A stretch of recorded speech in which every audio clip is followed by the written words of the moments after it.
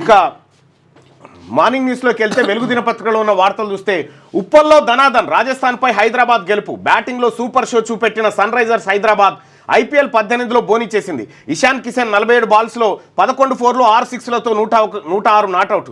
మెరుపు సెంచరీకి తోడు Travis Head 67, Klaasen 34, Nitish Kumar Reddy 30 చెలరేగడంతో ఆదివారం ఉప్పల్లో జరిగిన ఐపీఎల్ లీగ్ మ్యాచ్లో హైదరాబాద్ 44 రన్స్ తేడాతో రాజస్థాన్ రాయల్స్పై గెలిచింది. ముందుగా SRH 20 ఓవర్లలో 286 రన్స్ చేసింది, 6 వికెట్లు కోల్పోయి. తర్వాత రాజస్థాన్ 20 ఓవర్లో 242, అంటే ఈ సమవుజ్జులుగా ఉన్నారని చెప్పి నేను చెప్పినాం కదా, స్కోర్కే పరిమితమైంది.